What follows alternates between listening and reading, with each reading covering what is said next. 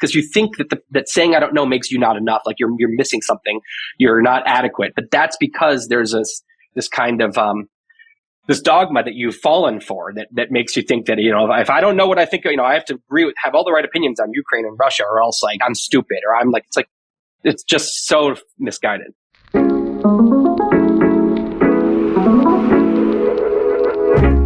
Hello, and welcome to the Psychology Podcast. Today I have an eclectic chat with the great Tim Urban. Tim is the writer and illustrator of one of my favorite blogs called Wait But Why, which he co-founded with Andrew Finn in 2013. With wry stick figure illustrations and occasionally epic prose, Wait But Why has garnered millions of unique page views, thousands of patrons, and famous fans like Elon Musk. His long-form blog covers a range of subjects, including artificial intelligence, outer space, and procrastination. Tim earned his A.B. from Harvard University, graduating cum laude with a major in government. In this episode, I talked to Tim about the complex relationship between identity and critical thinking. Tim cautions against blind loyalty to specific ideologies, for it can lead to an echo chamber of tribal minds. Instead of dogmatic maxims, Tim suggests we uphold basic core principles that guide our thoughts and behavior. In this way, Tim believes we engage in high-rung thinking, all the while cultivating ideologies within our culture. We also touch on the topics of dating, education, politics, writing, morality, and tech. So without further ado, I bring you Tim Urban. Just chewing nicotine gum so I can get some energy. Does nicotine gum give you energy? Does that work? I know that. It's great. It's great. Biohackers love it. Yeah. I've never smoked a cigarette, but nicotine gum, when used like in moderation, if you use it a lot, you get addicted, and also it loses its potency. You have to take more and more. But if you take, the half dose, 2 milligrams, and you maybe like 2 or 3 of those max on a day, and take a day off, a couple days a week. It's great. It's a little boost, like a sharper caffeine boost. It's like a caffeine boost, but like sharper, better focus, and it doesn't last as long. Shorter half-life. I want to ask you a question, Tim. Someone told me that you said that you have ADHD.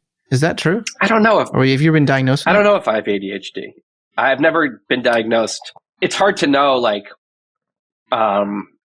what ADHD exactly is. I was like, it's like, is it one of those things where it's just a label for what a lot of people have with, or is it like a specific condition where people can't like sit still? Because I never like had problems like taking an exam in school. I wasn't like unable to focus. So I don't know whether it's like a specific diagnosis of people who like literally can't focus when they need to, in which case I don't have that. Okay. Or if it's like, the kind of personality profile of mine is what we call ADHD. And like, yes, then I probably have that. So I don't know. Yeah, no, I hear you. I mean, I often say I have intellectual ADHD, but I love lots of different topics. I feel like I get the sense you do too. Like in the sense if I told you had to write all your articles about one specific topic the rest of your life, wouldn't you feel a significant limiting of your freedoms? Yeah, I would hate that. I would hate that too. I would hate that. I'm all about Brett.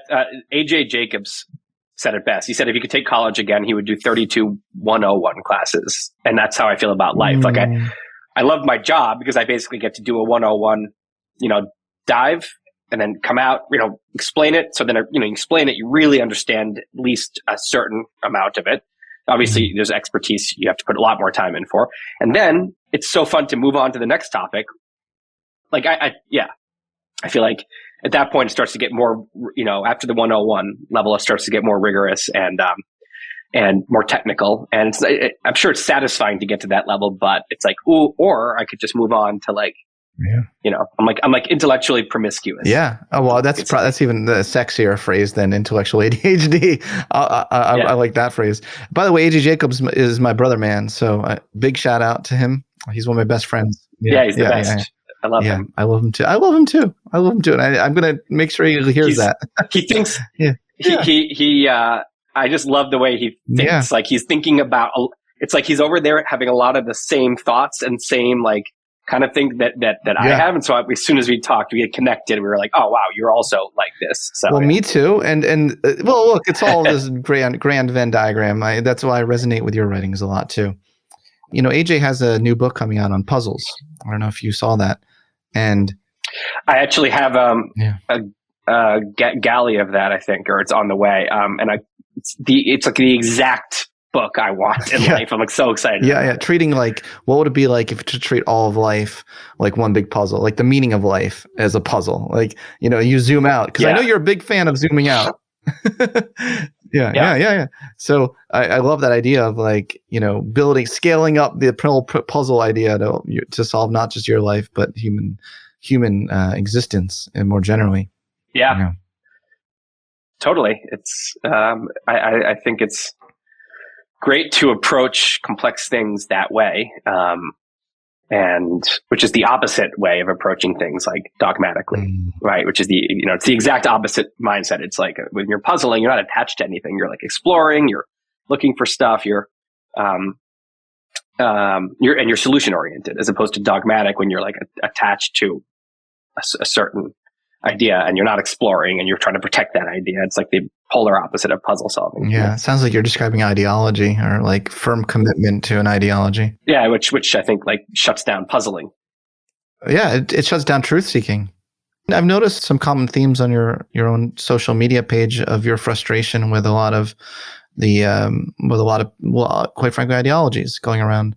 Is this something that's increasingly frustrating you, or is there a steady, what's the rate of change in your feelings about this?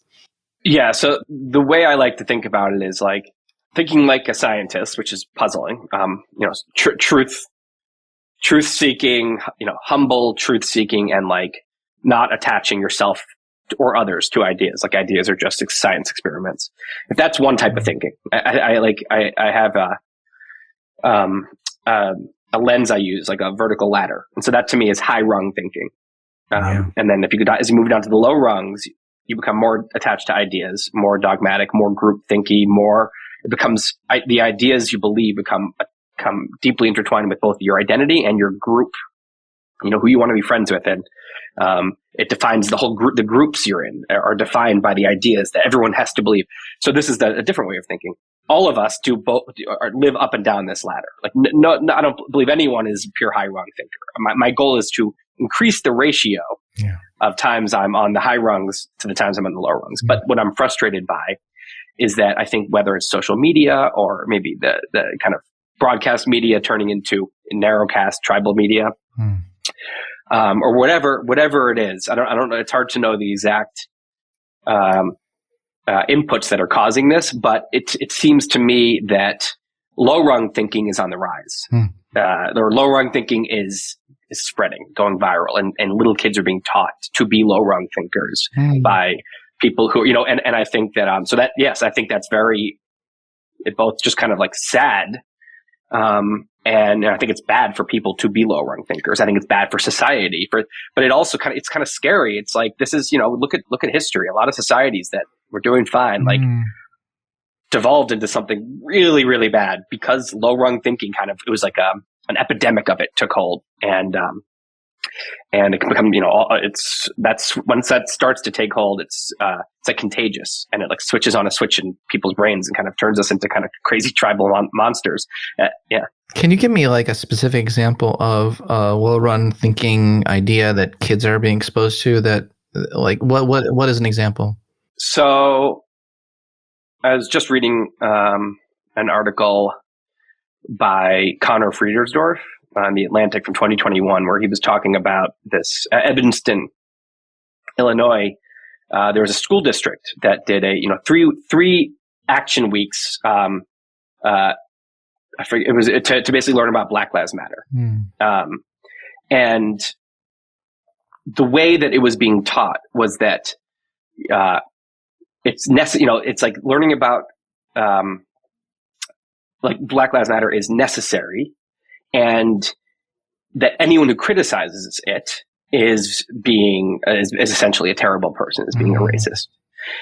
So the point is that there's nothing wrong with kids learning. It's an important movement of our time, right? And it's incredibly complex, and there's all this historical reasons behind it, and all these different goals, but there's different players calling themselves BLM, and so learning about that is schools should be teaching kids about an important movement of their time, but they should be taught about all different kinds of civil rights movements and compare and contrast. Black Lives Matter today is similar to other civil rights movements in these ways. And it's different in these ways. And there are people, they're anti-racist, people who are into anti-racism. And they like Black Lives Matter and they think it's the right set of strategies and philosophies and worldviews. And there's other people who are anti-racist who actually think Black Lives Matter is not the right approach, right? That's a good education. That leaves the kids thinking, okay, wow, I just, round things out. And it encourages, of course, there's different views and like you can have different views. And, but Connor's point, he quoted a parent, these kids were being taught this is the one way to think. And it is kind of religious, moralistic way. This is what good people think. And anyone who disagrees with the activists that were coming into the classroom to teach are bad people, including your parents if they don't agree with it, And so then kids are going home. There's a quote from a parent where she says something like, I can't even read it because I was just looking at it, where she says, that this mother says, I believe in the importance of every school district, including my own, moving away from a traditionally white-centric voice to a broader and more thoughtful view of history that acknowledges the wrongs in both the past and present, recognizes white privilege, and honors Black experience and the experience of other minority groups. I think we've come to the point, however, where our children are being used as pawns. I feel like we can and should work together for a more just, equitable world, but don't believe that one political organization with its own idea of how to get there should be the arbiter of progress. There's no room in it. And then she tells the story of her kid came home and basically was acting like a real zealot about it and was telling what they learned. And when the parents the parents challenged it at all, the kid had been taught to be a low rung thinker, that this is the only way. Anyone who disagrees is bad. And so forget the fact that it's BLM. It could be anything. It could be someone coming and teaching about Christian values or American nationalism, or someone coming and teaching it about whatever it is, capitalism, communism. But teaching one lens doesn't just deprive the student of a full education, it doesn't just deprive the student of understanding all the different crevices and nuances of a certain situation. It also teaches them to think in that way. It teaches them to think, I'm right. Listen to the authority. The authority knows. Don't question it. Anyone who questions it's a bad person, and that the way to handle someone who disagrees with you is to tell them that they're a terrible person. That's training kids to think in the low rungs, which is awful. I mean, that's a great way to be.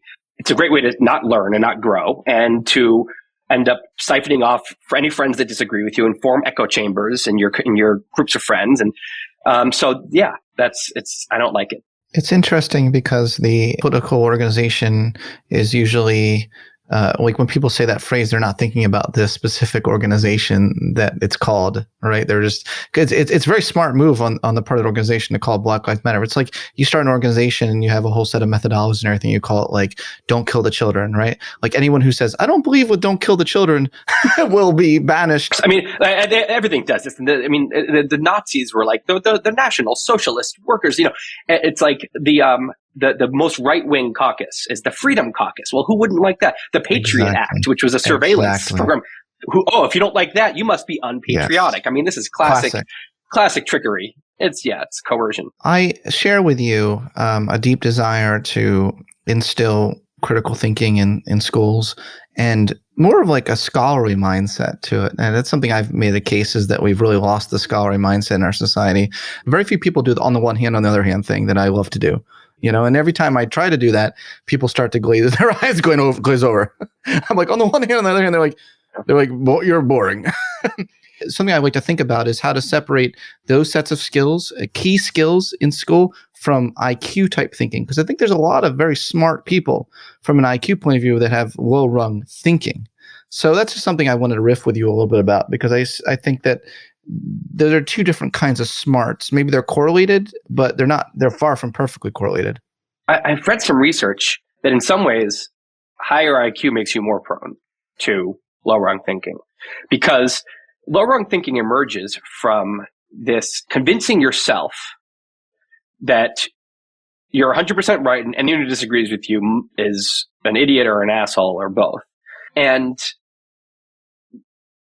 high IQ people have a very clever lawyer in their head who builds a case. builds a very effective case, and you can talk yourself, such a good case that you really believe your own bullshit.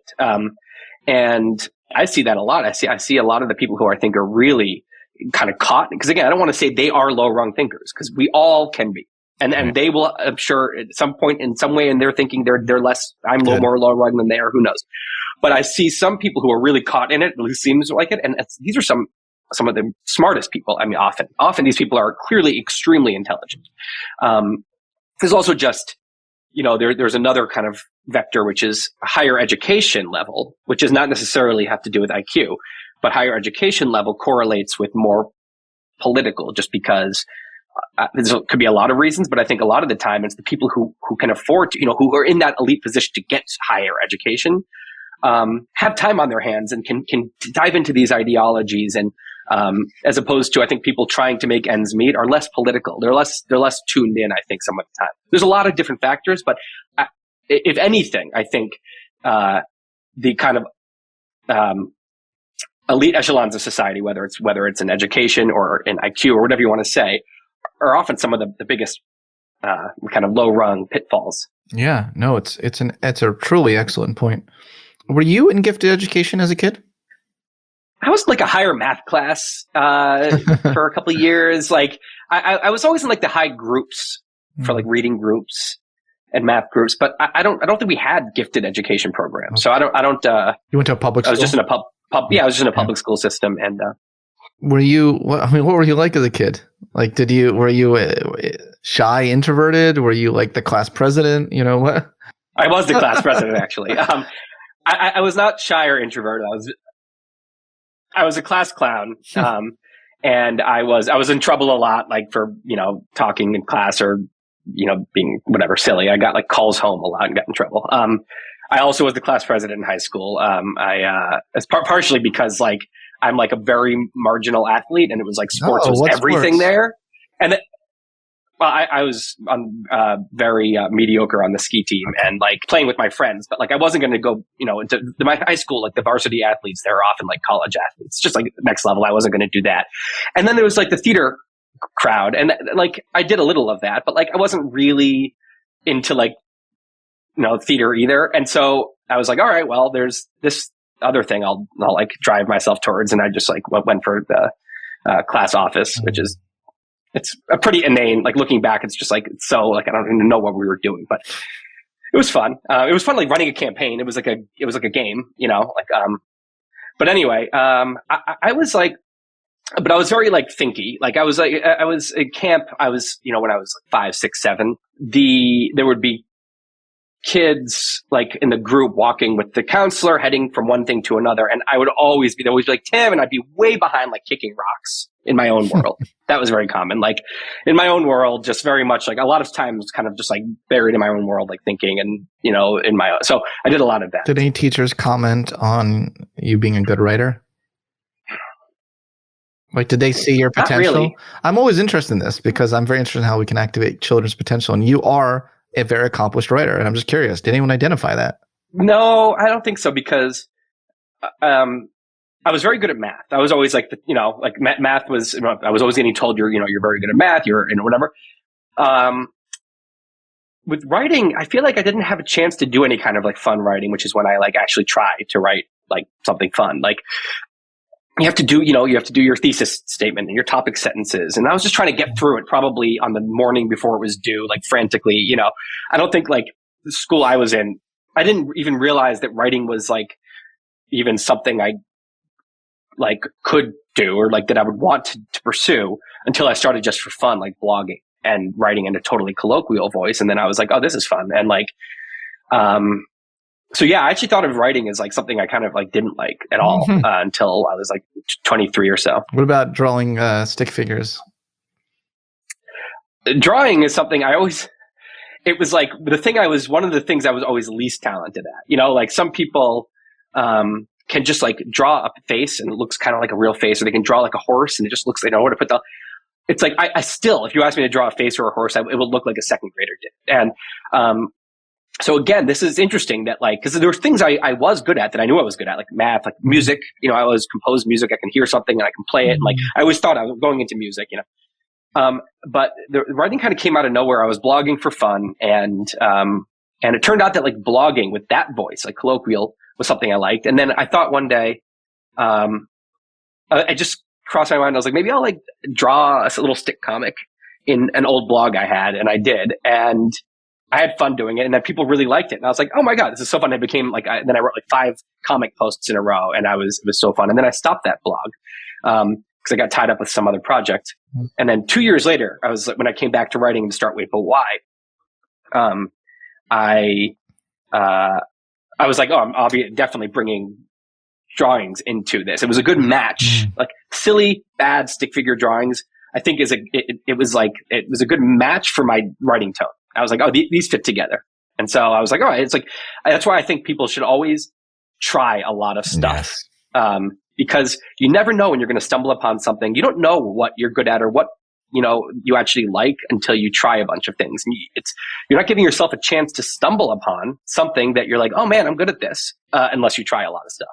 Did you ever try that strategy with women or men, whatever you're into? Women. And, yeah, I mean, honestly, I do think that, by the time I met my wife when I was 29, it is like a skill you get good at. And I don't mean in like the pickup artist way. I mean, like there's a whole language that, a romantic language that people speak. And if you don't know how to speak it and you're just being your normal self, you're going to fall on your face a lot, which I certainly did. And it's like you start to understand that language as you get older. And like for me, if I was, because I've never done the app swiping thing because I met my wife right before it started, which is too bad. It seems like it would have been fun, although people seem to hate it. So I don't know. Maybe I'm not, but it's not fun. But if I can verify, I can verify. Are you on the apps as we speak? I am. It seems like it would be fun, man. I'm like, oh my God, I feel like I procrastinate all day, like trying to find dates. But if I went up to it, just say I was in a bar and I was with my friends and I saw a girl who I wanted to go talk to. Early on when I'm, I don't know, 17, 18, 19, I would have probably not done very well.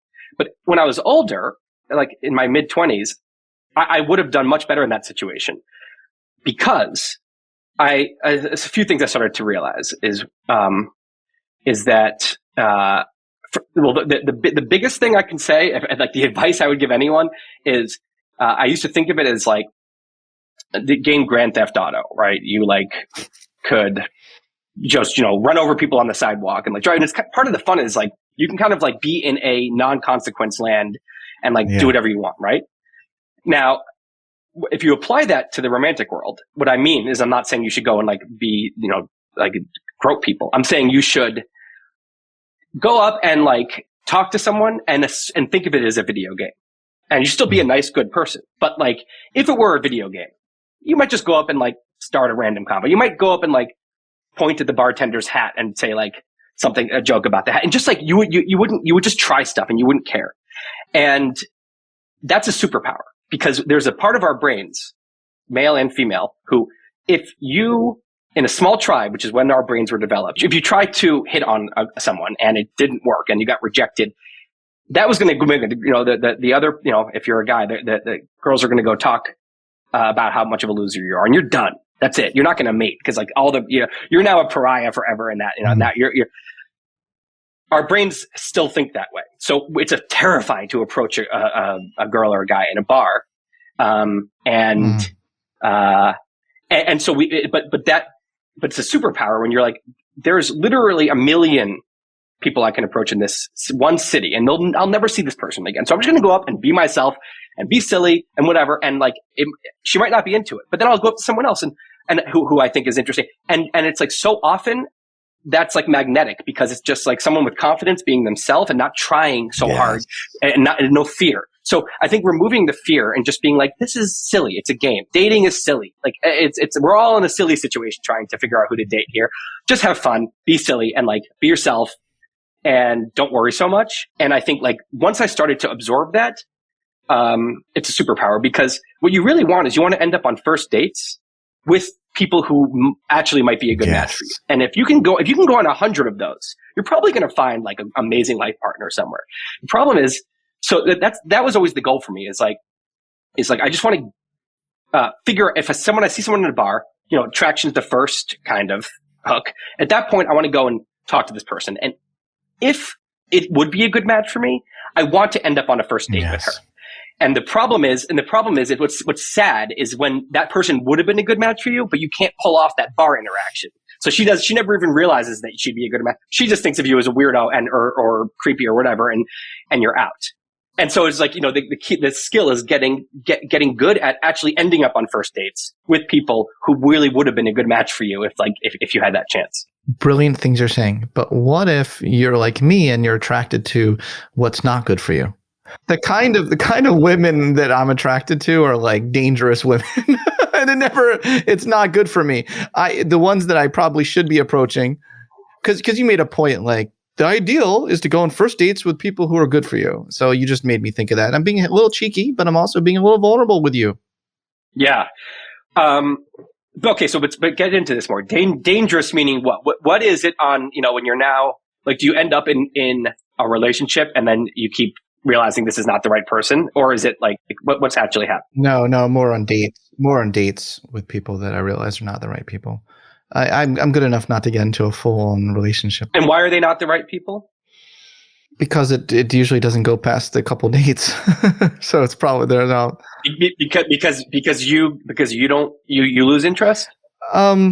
Yeah, I mean, suddenly this became the spotlight got on me, and I'm like, curious. So I'm sweating. Let's figure it out.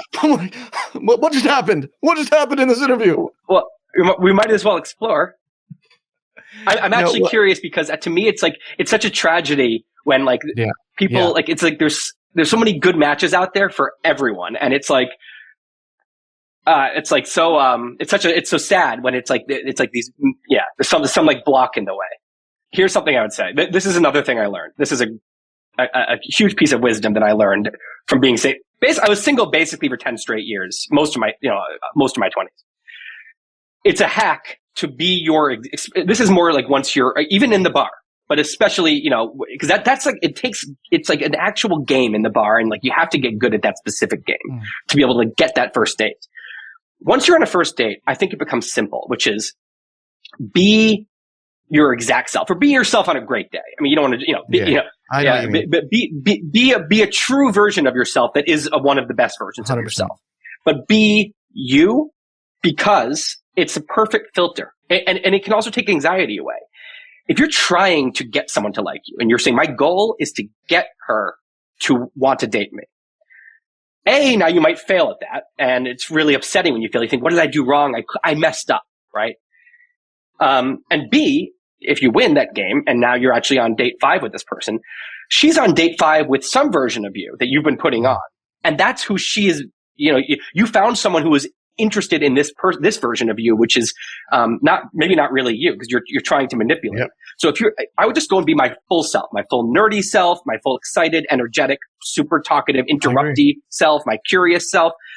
And that's a lot of females would find that annoying or unappealing or whatever. And so if she ghosted me after that first date, I would never get upset. I'm like, I just learned she's not right for me and then the people you end up attracting are the people who happen to like you. Yeah. And so, this is brilliant advice. I mean, and it's so simple in a way.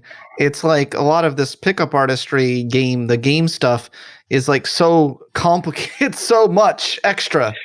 So much of that is just trying to get laid. If your goal is just to sleep around, that's a whole different situation. It's a whole different story. That's a different story. Yeah. Yeah. Like what always excited me was trying to was like having a crush on someone and like, going on a first date, my dream first date was like, oh, we're hitting it off so well. And we're like, we're having so much fun and like we are super into each other. So that game I think is easier because you just be yourself and drink. I mean, alcohol is so helpful in these situations. Like it's because the point is, what alcohol can do is it can actually calm that part of the brain that thinks you're in 50,000 BC and this is a dire situation. Alcohol can make you shrug and say, it's a date. It's not the beginning or the end of the world. Like, it's a date. Let's have fun. And if it doesn't work, I'll laugh at myself. that's a great zone to be in. And alcohol like helps get you in that zone. Yeah. Can we unpack the physics here of why wanting to sleep with people is a different game? Is it because, like, let's nerd out on this intellectually. Is it because when you get right down to it, what you're trying to do in essence is manipulate people into finding you physically attractive who don't actually find you physically attractive? So that's like a harder game.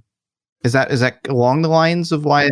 Yeah. Yeah. It's, I mean, there's a whole level. So there's like, you can go to really kind of predatory mode where, a guy is actually manipulating women and like telling them, like making them think he loves her, so that he can, and then, or like, to watch Tinder swindler, like making her think he's richer. Right. Like, that's full manipulative. Like, but you can also just like, I feel like if the goal is to sleep with them and you don't have goals beyond that, like you don't actually want a relationship, then yeah, like probably what you're going to end up doing is,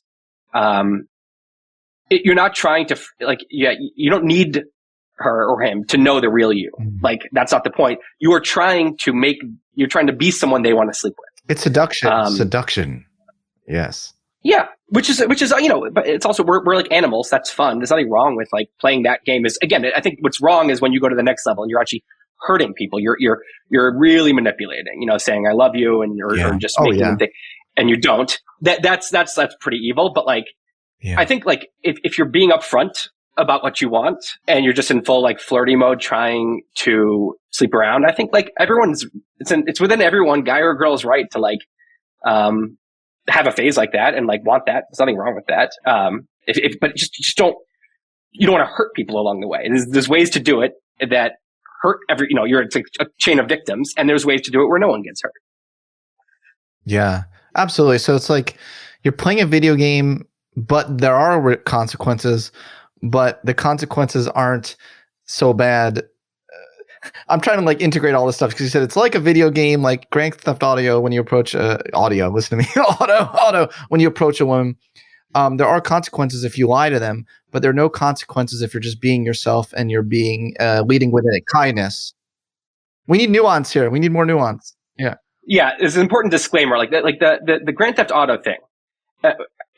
You want to divide because hurting other people is real consequences. So you're not in Grand Theft Auto. Correct. You're in the real world. Then you shouldn't forget that. You're in Grand Theft Auto about getting rejected.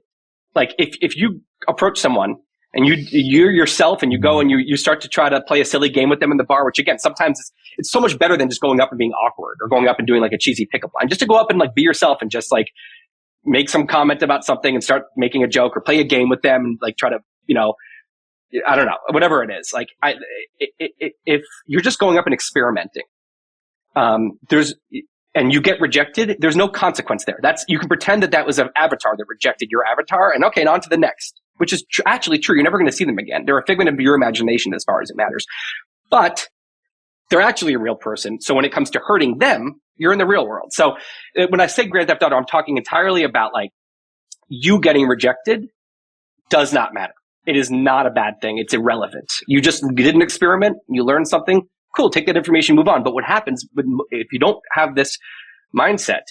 Our nature is to incorrectly think that getting rejected by a stranger is mortifying and crushes your confidence. And it's like this awful, awful, awkward, hideous life experience. And you're going to be rattled for the rest of the night, the rest of the week. And that is a complete delusion based on a world that our brain was built for that we don't actually live in. And so shedding that is a superpower. Yeah, that's a great point. And there's just there's so many people. So like if you can just, try a bunch of different things when you're trying to get that first date. Again, I'm probably sound like an old man talking about how to meet someone in a bar because this is all my world where I was talking about meeting someone at a wedding or a bar or like a party.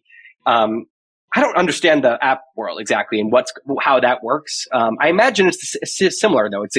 If I were doing it right now, my goal would be, again, this is if I were trying to find a girlfriend. My goal would be, there's a game that you have to get good at, but the goal of the game is to get the right people to go on first dates with you. To find people that would be a good match for you, identify that, and then charm them enough that they're interested in going on a first date with you in the texting phase. And then once you're on the first date, then I just think it's easy. Just go be yourself and see what happens. So, but I think it seems like it's a game now of like trying to get the right first dates, but I don't know. Yeah. Now, Tim, are you married? Did you say you're married? Yeah. Are you? It's a too personal question. Let me know. Are you hoping for children? Is that on the horizon? Yeah. I think so. Both me and my wife, 1/4 of us wants to not have kids, and 3/4 does. So we probably will. But like, there's definitely a very solid chunk of each of us. It's like we really like each other. We really like our lives. We both like our jobs. Like, it's just like we're not like there's a missing hole here. If we had kids now, we'd be a family. And it's like we're a perfectly fine family, just the two of us. And it saddles you. It takes away your attention off yourself, which maybe is probably good for most people and probably for us too. But there's something nice about being able to be selfish and really just focus on your pursuits and your friends and your fun. There's nothing wrong with that. And it's like having kids, you are intentionally saying, I am going to divert a lot of that forever. Yeah. But 3/4 of us have reasons of, it just seems really fun to have raised a kid together. I look at like my parents now. I was just with my 2 sisters and my parents for the weekend, and like, it was so fun. It's like a big group of friends, and like, it's hard to imagine me being 70 and not being happy about having like 3 20-somethings, kids. I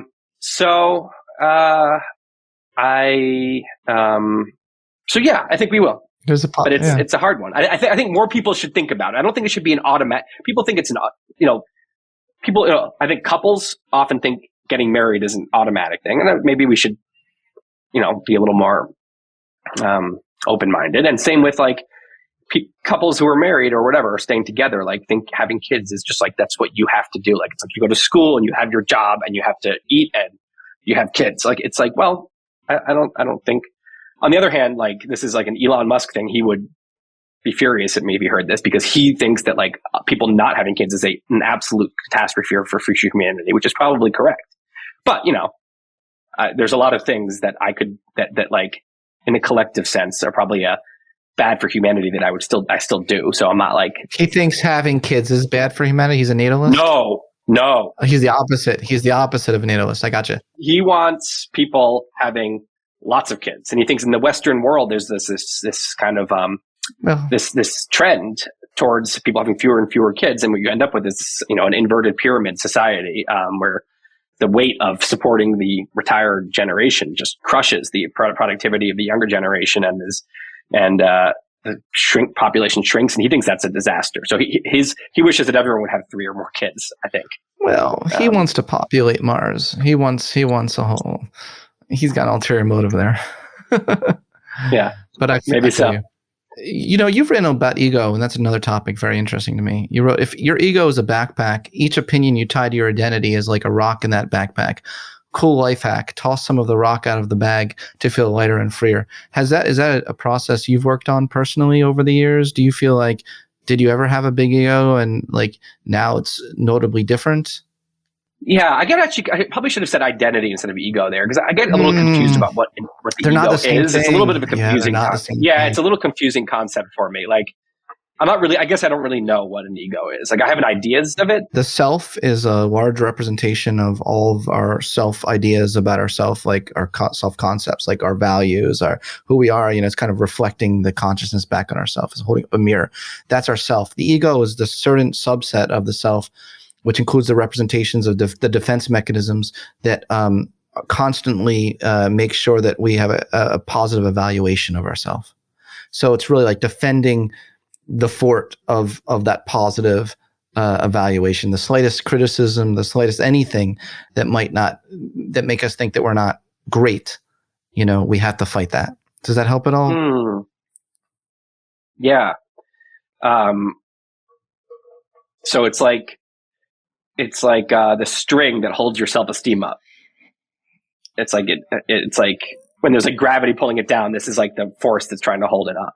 Or something. Yeah. And you can have positive identity that's latched onto the ego, or that's not latched on the ego, or you can have a very defensive identity. So you can distinguish between defensive identity versus positive constructive identity. So defensive identity is what? It's like one that will at all costs, like even at the cost of self delusion, will That's right. and at the cost of lashing out at people self-delusion, and whatever. I've written about collective narcissism. So even just the person within the group that does the slightest criticism of something, you banish them from the kingdom. You know, you're out of the group because, you know, we can't take our identity, you know, the slightest criticism for growth. But I think a positive identity is one where you want to grow, you know? Yeah. It seems like the defensive identity is a complete impediment to any form of growth. Yeah. Just like it is with the self. Yeah. Yeah. I tweeted something today that I think is kind of trying to get at this, where I said that like insecurity causes people to build like an arrogance bunker that they hide in. Like, to me, arrogance is, well, sometimes arrogance is just like you literally are like too naive to realize that you don't know stuff, and that you're, you know, so we all probably have that phase at some point, but there's a lot of grown-ups who are like kind of still, you know,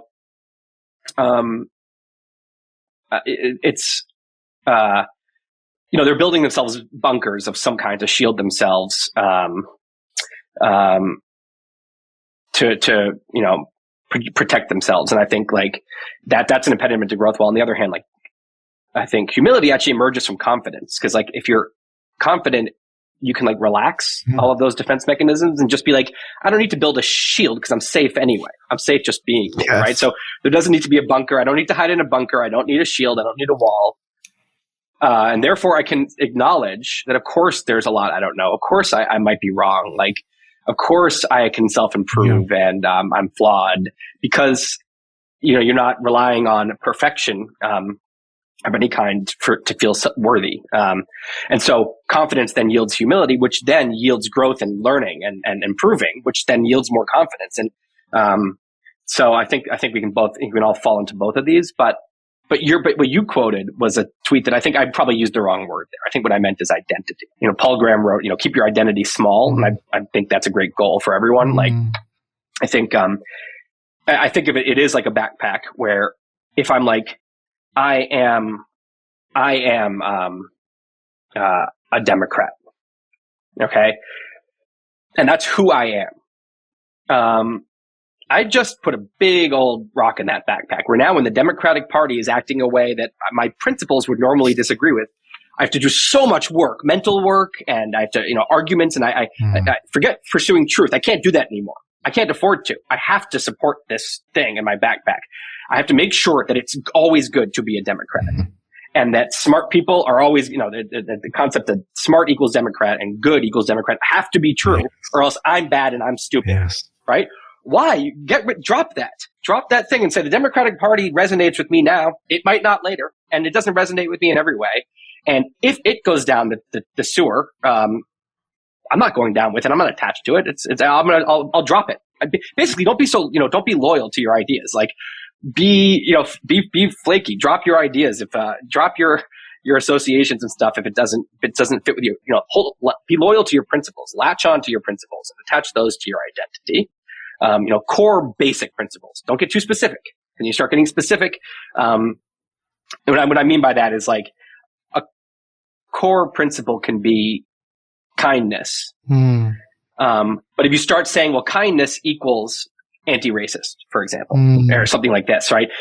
Now, because anti-racist can become, you know, can get attached to a bunch of different kinds of ideas, and now you have to suddenly, you know, take on all those ideas. So, you know, very core kind of basic principles I think are great. You know, you can, you know, and I think that most of us could list them, and they're not that hard. Truth and kindness and like loyalty to people, you know, are something that almost all of us would, you know, some people would say, you know, self-reliance, whatever it is, you know, there's certain basic things I think are great. And even those, I think you should always reevaluate, go back to the drawing board and say, do I still care about this? Is this still a value of mine? You know, those should be reevaluated. But the point is, those can stay in your backpack, but nothing else. That's how now I say this is advice. Of course I do it. I have stuff in my backpack all the time. We all do. But yeah, I love it. No, I love it. And that just, how far do you take that? You know, politics is the obvious one, and then religion is the obvious one. But like, how many things can you throw out of your backpack and still feel a sense of self? You know what I mean? Like just I'm doing the thought experiment here. Like just how identityless can you really be? So you throw out, did you throw out the male one? You know, you're no longer see yourself as having any gender identity. Do you throw out the, think of all the things we take for granted. If we start throwing them out, what are we left with in terms of our self-concept? I think like a Buddhist or some high philosophical person would probably say yes, like throw it all out. Yeah. And maybe one day I'll decide that's a goal of mine, but I don't go that extreme. I think, because I feel like at some point you lose a personality, right? Like it's okay to, I mean, I think who you really are is like there's some very inner awareness that's like the actual spectator looking at it and everything else, and it's always learning things and it's getting like wiser and linear. I think that is you, but I think it's okay to like attach something like curiosity is always a driver of mine. And it's also something, it's also it's a virtue in my head. So it's something I want to nurture in myself, that part of me. And the times when I'm, feeling uncurious, like I want to,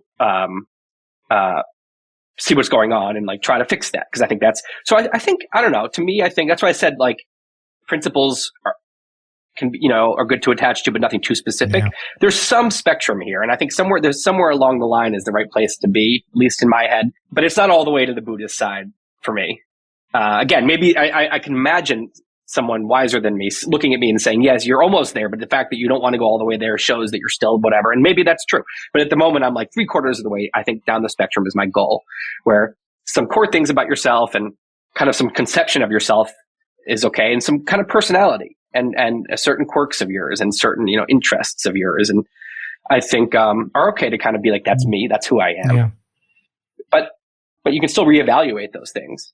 But then all the much more specific, political movements and, national identities and, I think like ethnic identities, I think these things are just cause trouble. I don't think that, and I don't think they give a person enough credit. People are so deeply complex individuals and like being like, I'm Jewish, being like, I am a Jew. It's like who I'm like, I'm so different than like so many Jews I know. Like we have nothing in common. Like, and then sometimes we do like, it's just like, why would I allow that to define me? Like it's especially since like ethnically, like you go back and we're all mutts. Like, so it's like, it's not like it's like an actual pure bloodline or anything. And then, I'm not religious. So like, I'm not like political Jewishness, whatever that would be, like Israel or whatever. Like I'm just not attached to any of those things. So I just don't know why I would, ever allow that to become like an important part of that's just how I feel. I absolutely hear you. And I think this is a really important point, that we're not seeing a lot of, that is causing so much strife, but the solution out is not obvious to me. And I'm a psychologist. I try to understand psychology, try to be like, well, how can we tempt people to see people as human first? And it's almost like I have to fight to do that. I have to fight to do that. That's not the centrifugal force, whatever the word is.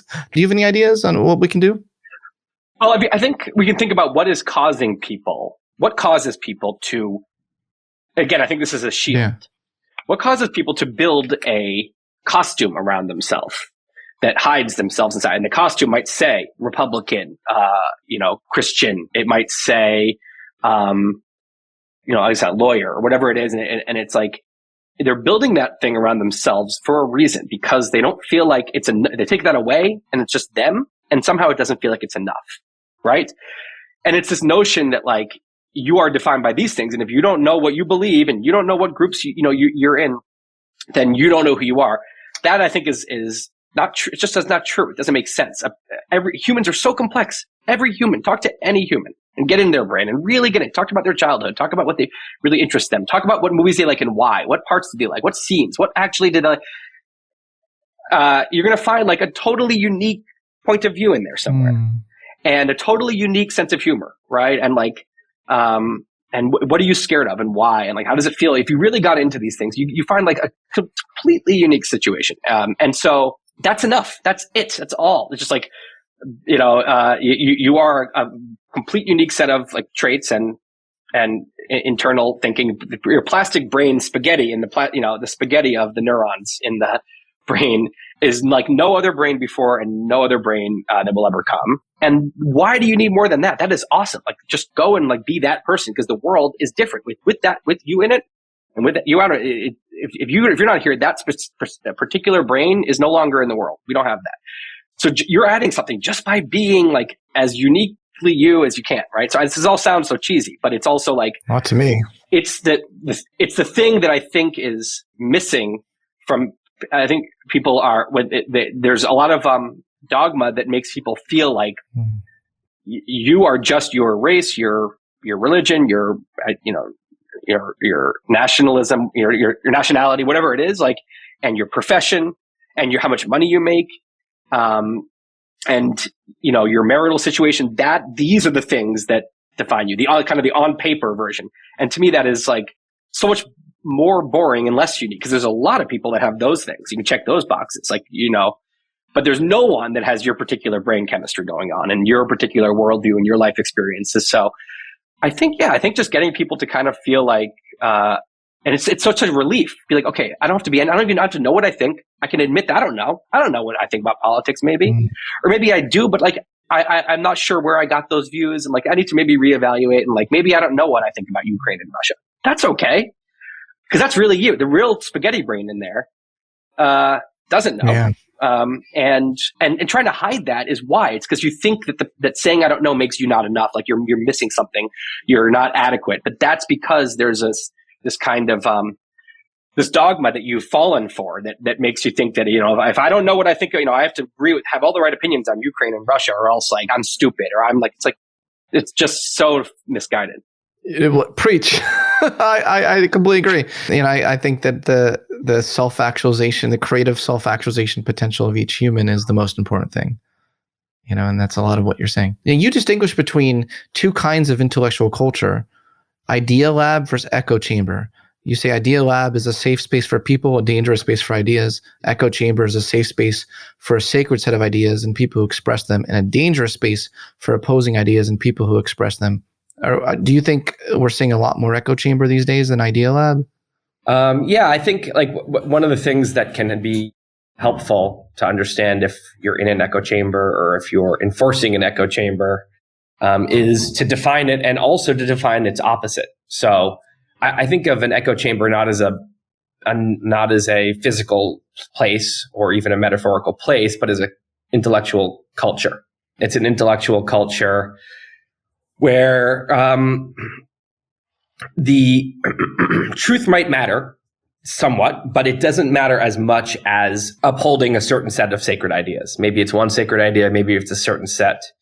And those ideas being true matters more than finding out whether they're true or finding out the truth.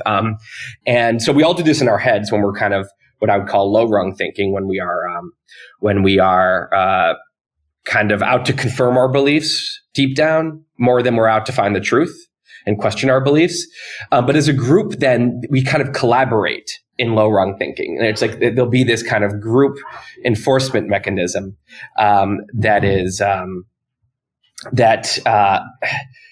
sometimes it's one person in the group is kind of the bully, and everyone knows that, like, oh, when they're around, like, don't challenge their politics, don't say anything about, God or whatever it is. And that means that one person is kind of enforcing echo chamber culture on everyone. Sometimes it's the whole group kind of agrees. Yes, obviously we're all in this group because we're good people who believe this, and those are bad people who think other things.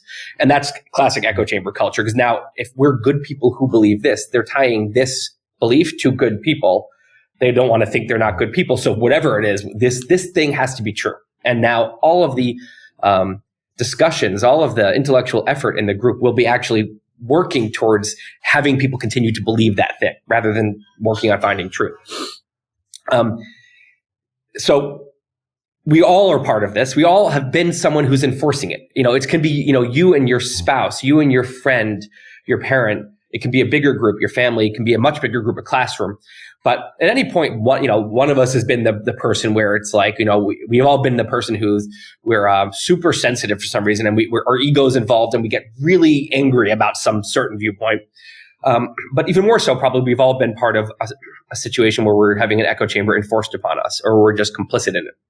It's just human nature to do this, because a long time ago when we evolved, like, it makes sense that probably all thinking the same stuff and believing in the same gods and whatever was helpful. I mean, that's my guess, at least. You probably know a lot more about the origins than I do. But anyway, I think we talk about echo chambers, and it really helps to define them in relation to their opposite, which I call an idea lab, which is also an intellectual culture. But it's the opposite kind, where no idea is that sacred. So in an echo chamber, I mean, in an idea lab culture, it's kind of fun to disagree. Disagreement isn't awkward or like, ooh, now we can't be friends because we disagree. It's like disagreement is what friends do. It's like, it's almost like a sport to try to poke holes in people's arguments and say, aren't you being biased? Aren't you being hypocritical? Or like, don't you have a blind spot here? Are you missing this thing? I feel like that's not a good analogy. That's not a good comparison. That's apples to oranges, devil's advocate playing with each other. Like, this is Idea Lab, and it's much less stressful because you can throw out any idea and you're safe. No one's going to, be angry at you. But you also can kind of disagree, and it's not awkward. And so it ends up like ideas are like science experiments that the group is kind of kicking around together and playing with, and no one's taking it too personally. If like the science experiment being kicked was mine in the first place, no one's like, oh, you're all being so mean to my idea. It's like, it's not my idea. I just threw it out there for us all to examine, and like, oh, you all hate it. Like, maybe I was wrong. Now, that sounds idyllic. Of course, there's usually somewhere in between where when your idea is getting kicked in an idea lab, it doesn't feel good. You probably have some instinct to be echo chambery about it and like get angry and like say that, but the thing that defines an idea lab isn't that people don't have those urges. It's that the overriding culture polices those urges. So if in an idea lab, I did say something, I did start kind of getting really offended, the other people in the group are going to kind of make fun of me and be like, what's wrong with you? Why are you being so sensitive? Like, it's just criticizing your idea. And I'm going to get put back in my place. In an echo chamber culture, that wouldn't happen. The sensitive person is, the group cedes itself to the sensitive person or to the offended person. And there goes the discussion. There goes the ability to grow as a thinker in this group. It actually makes you a worse thinker to be in an echo chamber, while being in an idea lab makes everyone a better thinker. And the group itself can really like accomplish great things. So funny. I just tweeted something out this morning that said, I'm so sensitive to people telling me I'm too sensitive. Yeah. I can't stand it when people say that's that. Funny. That's some good meta sensitivity. Thank you. What you're saying makes so much sense, and it's so tied to what we talked about earlier about identity and ego. And if your idea is tied to your identity, then you're going to be much more likely to take it personally and to not just be okay just being told you're too sensitive. Or if it's tied to your self-esteem, if this idea is not true, then I'm not so smart, or then I'm not so good, or that all these things that I'm trying to that I'm clinging on to, these notions that I'm clinging on to about myself all fall apart. And that only happens if you allow an idea to define you in the first place. Well, I very much agree with that. I think that it does get legitimately tricky when we talk about like marginalized groups, right? I mean, there are people who feel their ideas are like, some ideas could be dangerous. They see some ideas as dangerous to their existence, to their it's an existential, like existential ideas. We can call it. We can coin something here, and you can obviously, with empathy, see how that would be very upsetting to people when they see an opposing point of view that, as they perceive it, is dehumanizing them, right? So how do you have really productive, to me, that I have no current answer, by the way, but I would love to get your thoughts. How do you open up a space for opposing points of view and things to talk about things at an abstract level without making clear that you're discriminating whatsoever the person in front of you? Yeah, I mean, I think it's a spectrum. Like, on one end of the spectrum, you're saying racial slurs, or you're saying genocidal ideas, and you're trying to, and that is genuinely like very harmful stuff to be doing. For sure. And so, like, the way I look at it is like 99% of the populace would want to police those two things I just said, especially genocidal, but also racial slurs today are like almost no one, a very tiny percentage of the US is like, thinks it's fine to just kind of like, be an open bigot. And so if 98% of people are kind of, find something to be kind of reprehensible to say, then I don't think that's echo chamber policing. I think that is actually like the general marketplace of kind of humanity, the marketplace of kind of decency, policing, and so, if you went into use an example, if you went into like a coffee shop and you made like a lewd comment to the barista, like, not just are you probably going to get kicked out of the coffee shop, but everyone in the line is going to be like, dude, what's wrong with you, right? Like, you're going to get policed by the general public, right? Because almost everyone thinks that's an awful thing to do. And so there is a part of the spectrum where I think you get to the higher and higher percentage of the population agrees this is bad. When you get to these up in the 90s, I think it's actually not echo chamber. It's, you'd say it is an echo chamber about those things, but that's okay. That's like, that society has decided as a much broader group that like this is something that we don't want. Now, the problem I have is when things way down on the other side of the spectrum, where maybe 20% or 10% or 5% of broader people in society would think this thing is not okay to say, or even just like in a college campus, maybe 15% deep down think this is a not okay thing to say, and 85% might disagree, but they think you can say it, right? And the 15% is imposing their preferred echo chamber, which they're allowed to go and form a group of friends amongst their own 15% of people. They can find all those other people and they can form a little echo chamber and say, you can't be friends with us if you say these things. That's totally fine. That's not violating any liberal principles. Problem is when they are saying, no, not whether you're friends with us or not. We have the cultural power at the moment where no one here is allowed to say things that in our little group of friends we don't like, right? And so even if there's a line. Now you're talking specifically about like a marginalized person feeling personally attacked, and I can even elaborate a little more so we can talk specifics, because I know that it was such an abstract question. I'm very interested in conflicts between scientific findings and ideology, and I know that's something you're very interested in as well. So this is something we kind of bond over. I know that you were interested in sex differences, for instance, and sex differences in personality and in the brain and things like that. There are some people, some ideologies that are claiming these days that there is no such thing as biological sex, right? That's not even doesn't exist, and it's all gender. It's 100% gender identity, and that there's no sex differences whatsoever. And the science doesn't bear that out, right? The science bears out that there, especially on the people versus things dimension. I mean, it's pretty large, the sex difference there, and interest in people versus things, and then when you do look at this whole brain approach, you find there are significant differences. Now, none of those scientific findings, and no scientific finding, in my view, justifies discrimination. No matter what you find, it doesn't justify individual discrimination, and that should be obvious. But some of these debates, people don't even want to hear the science because they feel like it threatens their existence. So that's kind of what I'm referring to. I don't know if that makes sense. Why did Galileo get house arrested? Because people didn't want to hear the science because it threatened their worldview, right? I mean, this is old news. This is that's true. And if you think you wouldn't have you prefer the Galileo side of that instead of the Catholic Church side of that, you should prefer science here too. Especially since, I mean, with this topic, I dug in, and the science isn't even saying anything bad. Like the more I read about women and men brains, first of all, the big thing that you come out with, if you look at the stats, is that judging an individual based on these broad averages makes absolutely no sense. It's someone who doesn't understand statistics would do that. If you understand statistics, like it tells you nothing about any person. I use an example. Like I was in a class at Harvard, full of crazy kind of psychotically ambitious kids, and it was Michael Sandel's class at Justice's famous class, and he 800 people, and he says, raise your hand if you were born first in your family, your first child. 80%, maybe even more, raise their hand, right? Because so you could, I'm sure there's all kinds of stats about first children tend to be more ambitious, more conscientious, something, right? Probably less cool, less socially, apt, whatever it is. Now imagine a company hears that and they say, oh, okay, so we're going to interview, but let's ask on the application what order you're born. We're not going to interview any middle children or youngest children. We all agree that would be a ridiculous policy because, like, clearly this is not actually informative at all for any. So I say the same thing. You can learn all you want about broad averages, and they're important for other things.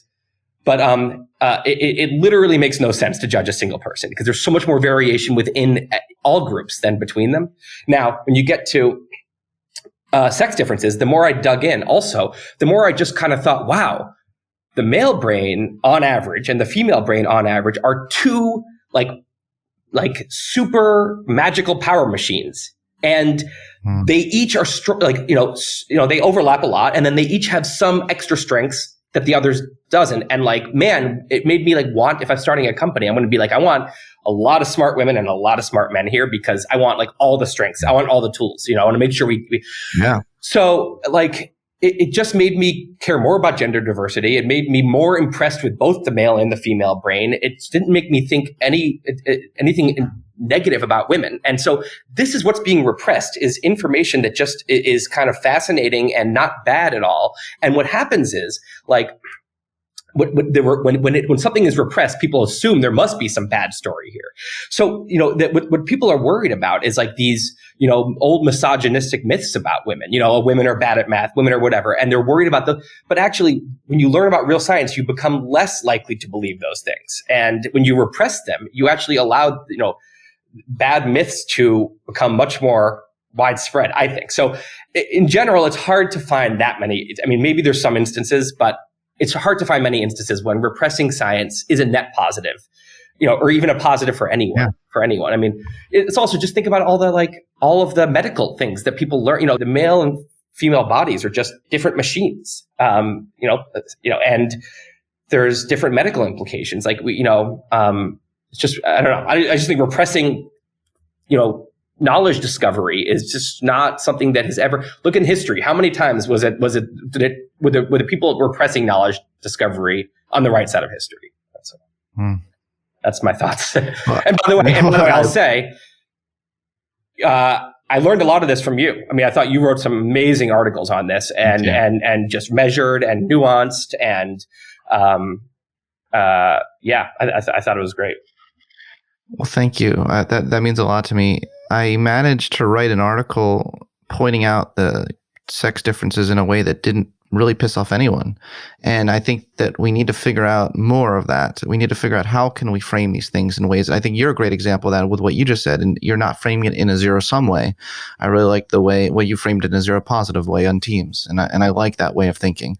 And maybe if we can get at the truth more in that kind of way, as opposed to because we see a lot of provocateurs these days. We see a lot of people who are like, this is the truth, you stupid liberals. Do you know what I mean? No, totally. No. It's the same way I would argue that like hardcore kind of woke ideologues are actually really bad for social justice. They're really bad for progressive activism, which, we need progressive activism, and this thing that's masquerading as it is, I think, bad for it. I think it undermines it. And likewise, I think that the people who are trying to push back against that and who are trying to, not, make sure that science isn't getting repressed are not being helped by provocative right wingers, jumping in. And I think that it's the job of, people like us to push back against that. Just like I would say it's the job of like a hardcore feminist to push back against, the kind of feminism that's undermining real activism. I agree. I really like John McWhorter's writings on this. I don't know if you read his most recent book. Love all the stuff. Yeah. He was on this podcast recently, and we had a delightful chat. So I direct the listeners to that chat if they want to follow up on some of his really nuanced ideas and compassionate and nuanced and truthful. Those, I like the Venn diagram of those three things. Yeah, I mean, and it's like if you're gonna come at something with compassion, nuance, and truth, and you're not like, you don't have some secret motivation, some secret you're just trying to find the truth, and you have a lot of compassion as you're doing it. Yeah. And anyone who still wants, to cancel you or to slander you after that, like, that's a them problem. Like, it's like, and it's, it's easy for me to say, I don't work at an institution where I can get fired for it. I mean, if for some people, like, it's not a them problem, but for you've job privilege. Yeah. Like I'm just not, I mean, I know, like, I could just avoid all this stuff and talk about aliens and space and talk about, tech and procrastination forever and not have any, haters. But it's like, this stuff isn't really important. None of those other things matter if, like, the political situation is just going down the tubes. Like, we can't get to any of that awesome future. So yeah, I think, like, if I'm not going to approach hard things like this because I'm worried about the 2% of crazy people who will, like, try to ruin me because I'm, like, talking about something, like, it's just, I don't think we should do that. Yeah. I wanted to move on to the topic of life and death. When you were do you remember the last time you were on my podcast? It was almost like 7 years ago. It was a while back. You were one of my first ever psychology cool. podcast guests, and I must thank you for believing in me because that show was I didn't have that many listeners back then, and you were so kind to be on the show. Now we're the #1 psychology podcast in the world. That's awesome. But congrats. but thanks for being an early adopter of the show. And I don't know if you remember, in that discussion we talked about how you were thinking about getting cryogenically what's the word, preserved cryonics. And we had talked about, like, you're like, I'm waiting for the bracelet. I might get the bracelet soon. And I was wondering, did you ever get the bracelet? Are you wearing one? No. I'm like 95%. Fascinating. I'm 95% of the way there. I have the life insurance policy. I fill out all the applications. I have to get something notarized, and I'm very close. And I think my procrastination is just because I procrastinate on stuff like this, paperwork, and notarizing is always going to be like a 6-month delay for me if I have to get it. I don't really know what that means to get something notarized. I don't like it at all. I was very upset. But isn't that funny though? You're like, that's like the ultimate procrastination, like in the cosmic sense. Yeah, I'll procrastinate on like saving my mortal soul because I don't want to get something notarized. But there's another factor, which is like, I think I'm going to do it. Like, I'm leaning, if I had to just press a button right now, you're going to either do it or not, and you have to make a permanent choice. I would say yes. Yeah. The thing that gives me a little pause is that there is a downside. When I wrote about it, I didn't really think that hard about this. And I said, like, right now you have three broad options. You can get buried, 0% chance of waking up in the future. This is as an atheist. Obviously, religious people would feel differently about this. You can be cremated, 0% chance of waking up in the future. Or you could throw your brain to the future with cryonics and say, hey, here it is in probably pretty primitive 21st century, level vitrified form. Maybe the future is as shocking to us as our time would be to Thomas Jefferson. In which case, I imagine the future could probably do a lot with a pretty like crudely vitrified brain. They could probably say, yeah, we can, I just read enough sci-fi that I feel like we are probably heading towards a world where like, that's no problem. And like, I think Eliezer Yudkowsky talks about, if you want to really erase a hard drive, you need to basically set it on fire, because otherwise, like, could any tech in the future recover the info that was in this hard drive? And the answer is almost always yes, unless you basically set it on fire. So that's the only way to securely erase a hard drive, to truly make sure that no one can recover what was in it. And then he talks about brains. How do you truly securely erase a brain so that it cannot be recovered? Well, you have to let it like fully decay, or cremated or whatever. And so basically the point is that even vitrified brain, with vitrified is like their word for freezing. It's not actually freezing, or else the water would expand. So it's actually just, it's cooled using, with antifreeze to a super cold temperature where it's like glass, where the molecules just in our fluid state, but they can't move. Yeah. And so the future probably would be able to do something with that. And so the other two is 0%. Throwing my brain to the future, with cryonics is some percent. Maybe it's only 1%. Maybe it's 5%. Maybe it's 20%. I don't really know. But you don't have to be like, the people are like, this is unlikely, or like, this is very hard, or we're far away from it. I would say, don't underestimate exponential tech. Like, a lot of things that seemed impossible became very possible very quick. Secondly, even if it's just a small chance, why not? Like, why not have even just for the hope aspect? Like, I'm always jealous of people who believe in an afterlife. They can, be on their deathbed and think, I might be heading somewhere awesome right now. And like, even if that's not true, it's nice to think that. So the same thing, with cryonics, if this is about to happen, your brain's going to be preserved. You're about to, close your eyes and maybe blink and wake up and in 250 years in a robot body. Right. So for all these reasons, it was like a no-brainer. Why not? And it's not that I want to live forever. I don't think I want to live forever. It's like, I like life, and I'd like to live a lot more than 1 century. I mean, like, I'd like, just thanks, but like, I'll let you know when I'm done. Like, 1 century is not, it's not very much. So for all these reasons, it was a no-brainer. Now, then I started just thinking, I think also probably from watching too much Black Mirror, like, if you are buried or if you are cremated, you have a 0% chance There's also a 0% chance if you get buried or cremated that nothing awful happens. Like death seems awful to us, but it's actually pretty like neutral. Death isn't good or bad once you're in it.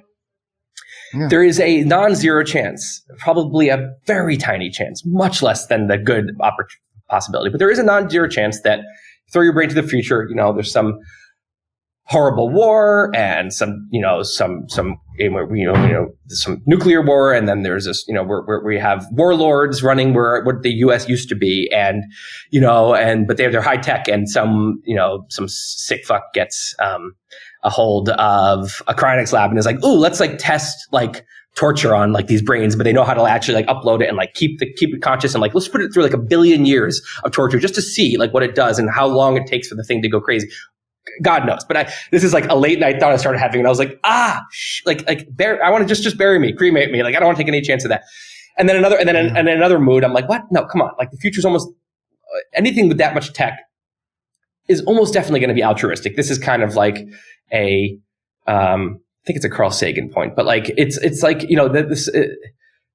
things more advanced are more likely to be altruistic. And then I also have talked to people in the industry, and they say that they think about this, and they have all these protocols where if there's a certain level of like instability in the government, like they can just shut down that lab, which is sad, but it's better than risking so that you have all these protocols to kind of protect you in that situation. So it's not perfect, and it's still non-zero. You always have to acknowledge like you are taking a risk that you're not taking if you just something less bad. You just wake up and you're like a slave in a society, and they want human brains.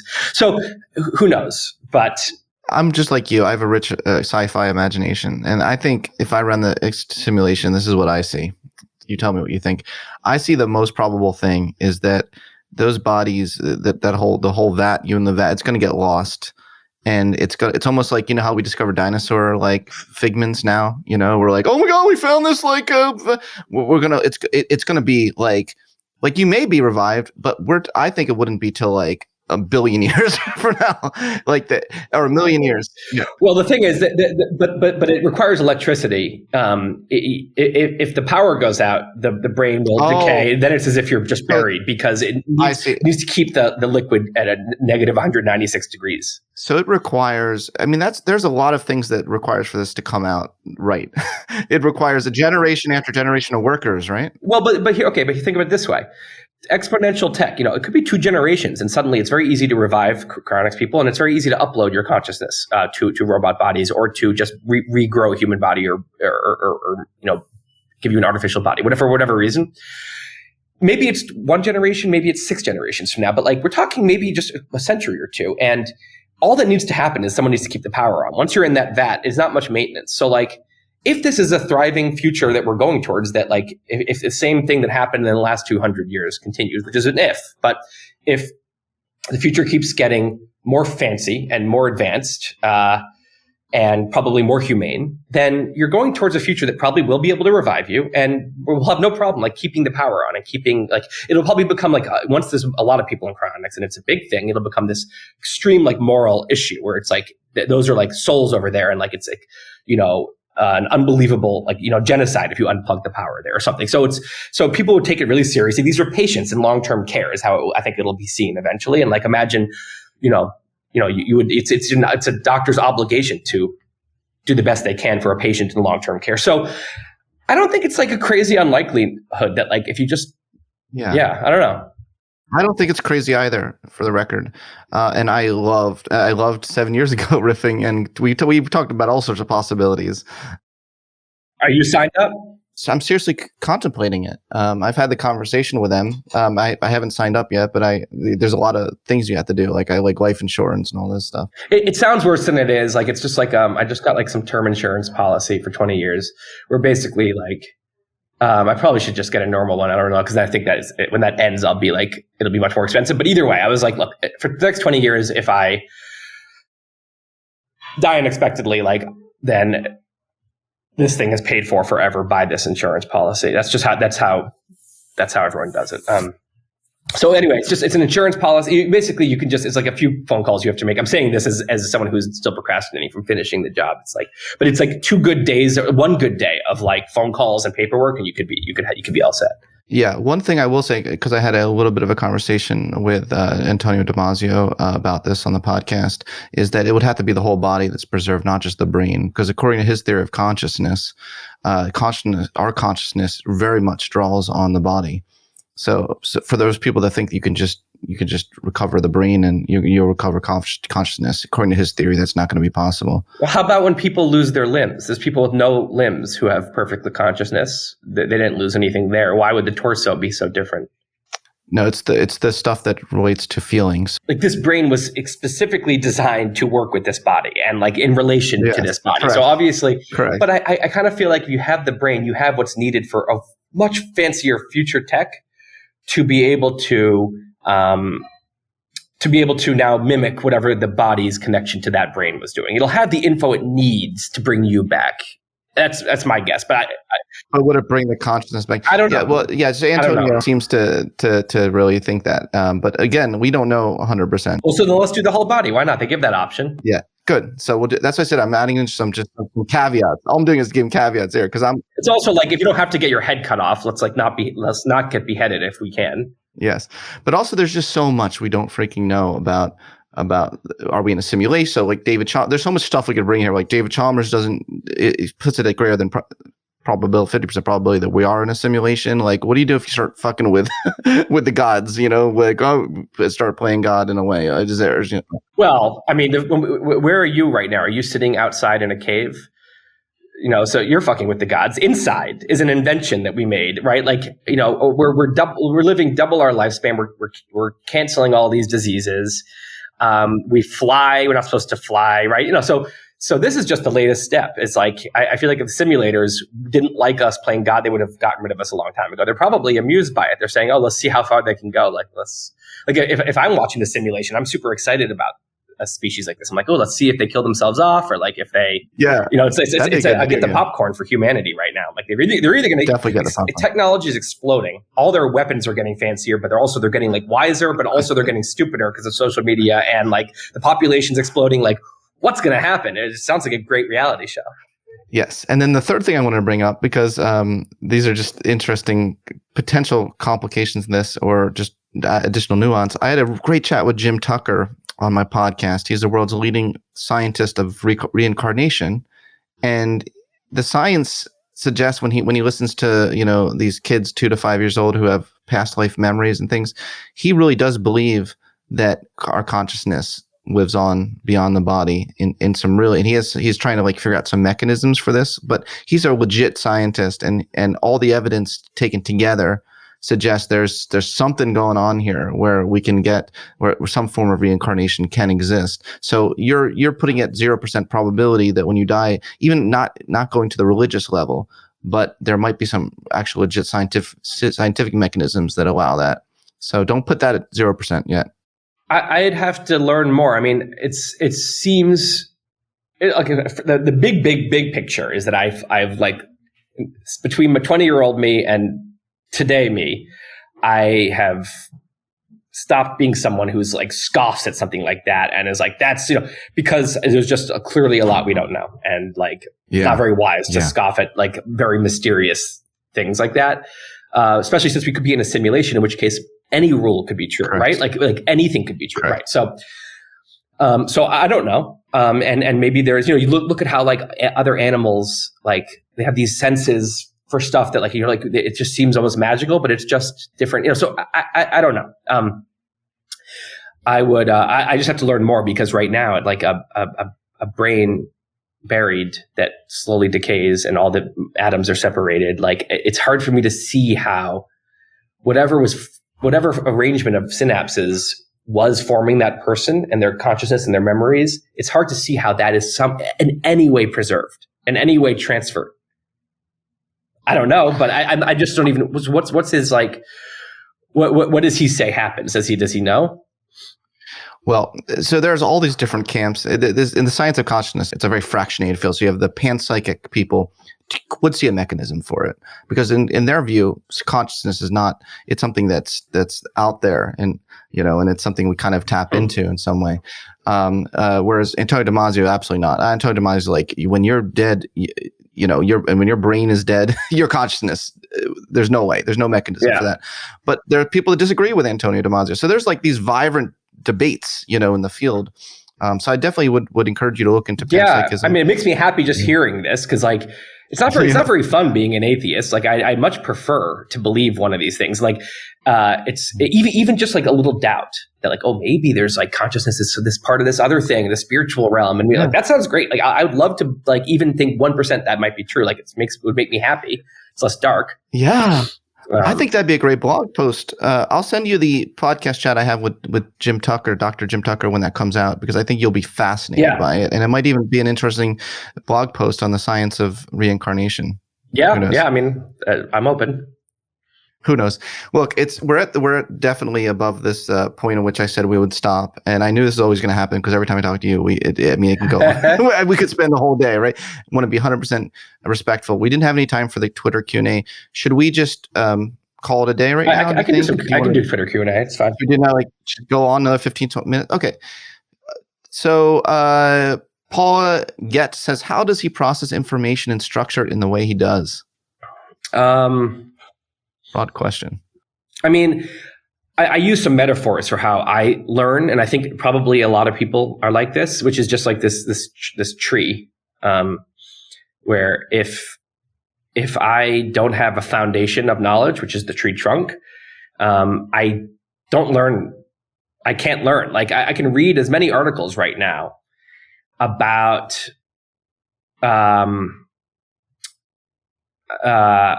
some geopolitical thing that I don't know much about, or some fancy finance thing that I haven't learned about, or whatever it is. Some element of crypto that I don't fully get. And I can read articles about it and try to like memorize, understand the jargon and start to like feel like I can almost say smart sentences about it. I don't actually understand it. And because I'm taking leaves and branches and fruits, and they have nothing to hang on to. They all fall down to nothing. Right. And so, for me, it's very binary. It's like once there's something that foundation is there, now all those articles become interesting because they're actually pretty boring when you don't understand them. You sometimes get satisfaction from reading them because you feel like I'm learning something, or you like are proud of yourself for reading something. It's not actually interesting. It's hard for it to be interesting when you don't fully get it. Once the tree trunk is there, a topic becomes endlessly interesting to me. And because now I read something and it's like so satisfying. You're sticking something new onto this thing. And also it makes sense to you. And so all these thoughts are coming up, and all these original thoughts can come out now, because when you get it and you hear something and it has a clear structure in your head, you can now like extrapolate your own thoughts from that are original. So for me, it's all about the tree trunk. But it's not like I'm like I'm not like a great learner where I'm like always out there seeking new tree trunks. Like I'd like to think of myself that way. And sometimes I am. That's part of why I like writing blog posts, because it forces me to do that. Once I'm there, I like it. But like, I often will procrastinate on like just doing the full deep dive on a topic, because I can just go turn to other topics I already know about right now and do that one later. So I think that's one way that I think about. I always like, I also like, I think a lot in analogies and metaphors, which I put a lot in my writing, because I think the reason that's helpful is because what you're doing is you're taking something, a relationship or a concept that already exists clearly in your head. And when you realize that this has that same thing going on, all of this, you can kind of steal from all this clarity and apply it to this. And you can like cut that corner and like, you don't have to, so there's so many, I don't know, like when I first wrote about reasoning from first principles and reasoning by analogy, I started off with like, that post with two kinds of geology. There was in the 1600s, there were the flood geologists that looked at the Grand Canyon and said, well, we know for sure that that the earth is no more than 6,000 years old. So we have to work around that fact. And we have to basically figure out a way for our observations about the Grand Canyon to continue to confirm that fact. And then there were the science geologists who said, well, we don't know. Maybe some of them thought maybe it's 6,000 years. Well, we don't know unless we observe it. So they didn't have that straitjacket on, and they could just explore, and they learned so much, and they just propelled learning, right? So I already had that in my head. Like this concept, of like, of being, and then, then I learned about reasoning from first principles, reasoning by analogy. I realized that this other thing I had in my head was actually part of a bigger category, which is this thing, these two kinds of reasoning. And so I then put it in the post because I figured if that was something that helped it click for me, it would probably help it click for other people too. So when I put something in a post, an analogy or metaphor, it's because I think probably my readers are going to also get the same benefit from this, this relationship connection. How do you know that the ideas that you're gathering for your articles are high quality and are true if you're not an expert in the field? What are some of the methods you use to try to ascertain that high quality aspect of the ideas? Well, first, I'm never sure. I guarantee I have some stuff in some articles that I would look back on now and be like, that's trash. Like, it's just like, you're not perfect as a blogger. I'm getting better and more rigorous as I go. I'm sure early on, especially early on, like, I didn't even know how to like source things correctly. I've gotten a lot more professional about it. But I think basically the real key to that is to just like, vigorously not pretend to be something you're not. So like, I love that. Yeah. Like I always try to think of knowledge as, 1 through 10.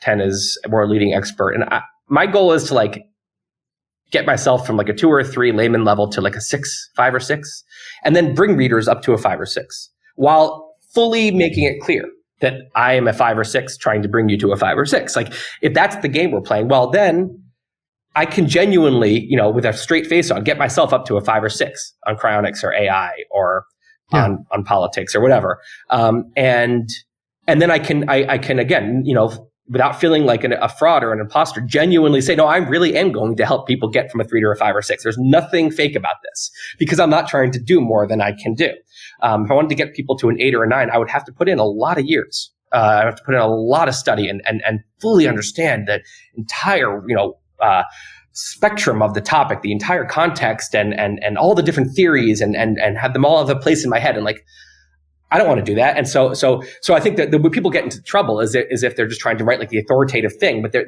haven't done the work for that. So, and the key insight there is like, I think some people try to do that because they think that's what's needed, but like getting people up, if you put effort in and then you can apply that effort, like someone's going to want that exact effort, not more than that. So just admit the effort you're putting in and find the people who want that effort. And there you go. Like that's kind of the general philosophy.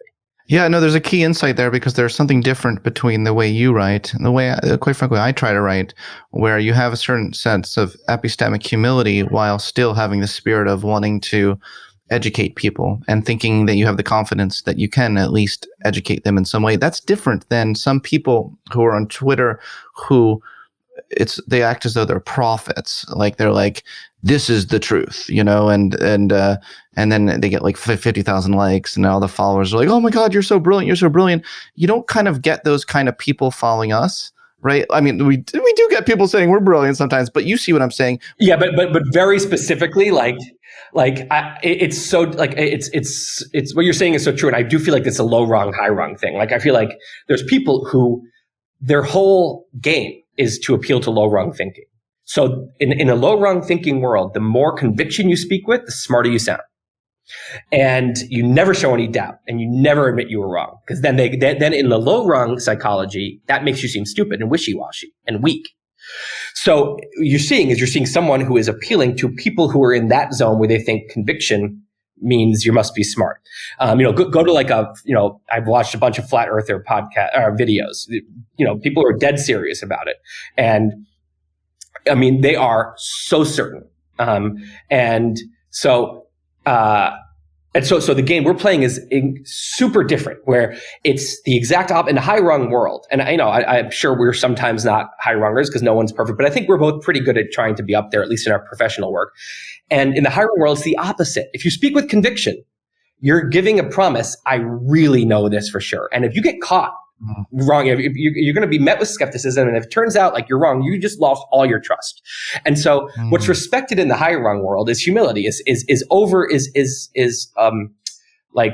using conviction sparsely and admitting you don't know. I mean, you think of like Scott Alexander, this dude knows a ton about a lot of stuff, right? Super clear thinker, super rigorous, reads a ton, super curious, like, and yet he constantly admits his own degree of certainty and probably underestimates it and loves calling his old self out for being wrong. Right. Like and so he's like, to me, like a very, very like excellent high rung thinker. Right. And so he's now, what happens is now he attracts high rung thinker readers who are because who is that going to attract? Right. It's the kind of person that thinks conviction equals smart, conviction equals knowledge. They're not going to like him. They're going to think he's this like, long-winded, wishy-washy thinker. But he's going to attract people who like nuance and who appreciate humility. And, so anyway, I hope that we both are attracting that same crowd. I think I do. I think that like, I think if the things I get called out on, for are, if I'm acting low rung in some way, I'm going to get called out on it. I think more than if I'm not going to, I don't know. Yeah.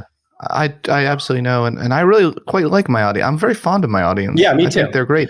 And I'm the kind of person that if I got to a point in my life where I didn't like my audience, I would have some serious questions about myself. Whereas you don't see that in other people. They're because then what are you doing? Then you're just like a grift. Then you're just a grifter manipulating people you don't like for money or fame or something, right? Like, but you don't. But there are people that, as long as their audience is feeding their ego, they could be the worst people in the world, and they'd be like, "Thank you, audience," or their wallet or whatever. Right. And I think a lot of people have disdain for their audience, and they think, of course, these idiots are like, it's just I have no interest in it. It just sounds really dark. And if anything, like what drives me is like I feel like I have to do like a really good job and like be really nuanced and like teach my audience something new because they've already thought about a lot of this stuff and they already know a lot of stuff. And like, I'm always like trying to like rise up to that level is how I think of it. Beautiful. Heidi Weber says, how do you choose what you read? What filters do you use? I'm not a great reader. I wish I were such a better reader, but like basically I'm like a childish reader. And what I mean by that is like I'm a perfectionist. So I'll start like a sci-fi series and then I will like suddenly become addicted and like be an avid reader and read the entire thing. And then I just like won't read anything for like 6 months. And then I start a lot of books, read a third of it, and then it's not that I don't like it, but I just like it becomes less. I don't read it for like a month, and now it becomes like icky because I'm like, I don't know, do I have to go back to the beginning, or am I going to forget it? So I just put it aside, and I have a lot of books where I've read a third. So I don't think I think I have a lot of like growth to do as a reader that could help me kind of. But I will say, I had been on a sci-fi kick. I used to just read only nonfiction. Because I was like, once you're getting to that zone, it feels like wasting time to read fiction. Like, what are you doing? Like, you can learn so much from nonfiction. And I love good nonfiction, obviously. I mean, I write nonfiction, but I've really been on a fiction kick over. Basically, I started. I read The Three Body Problem and that whole trilogy, and I was like, I fell in love with something I loved when I was like 11, which was like reading, The Giver and reading like these sci-fi kind of futuristic dystopian or utopian novels. And I was like, oh my God, I forgot how much it's that feeling of like you get in a giddy mood when you realize like, oh, I'm about to be home and I can read, like, or like I'm gonna go up to bed now, and then I'm like, oh, I can get in bed and read. And it's that feeling of like this, like it's almost like having like a new relationship. It's like this exciting thing in your life. So, so then I started reading the Culture series. I'm 3 books in now. Love it. I'm going to try to keep reading those. So I don't know.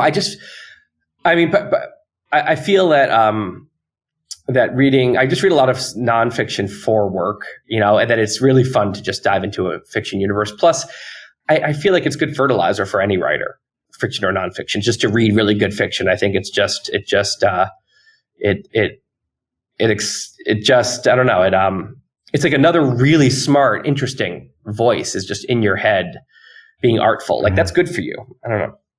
I mean, neuroscientifically speaking, it cultivates the default mode brain network, which is associated with imagination, which that can atrophy. So yeah, you're literally developing your imagination neurons. strengthening them. Yeah, it feels like that. And your social imagination. Especially if I want to write about the future, even from a nonfiction perspective. No one knows what's going to happen in the future. And sometimes the sci-fi authors are the best predictors. That's actually historically often been true. They're usually science nuts and they really understand the actual science. And then but unlike other scientists, they're in the business of imagination and of prediction. So I do feel like it really does help me kind of make, I think, better educated guesses about what's coming. Totally. The Best of Live Audio asked, taking a cue from Mark Manson, what is an idea that fundamentally altered nearly everything else you believe to be true?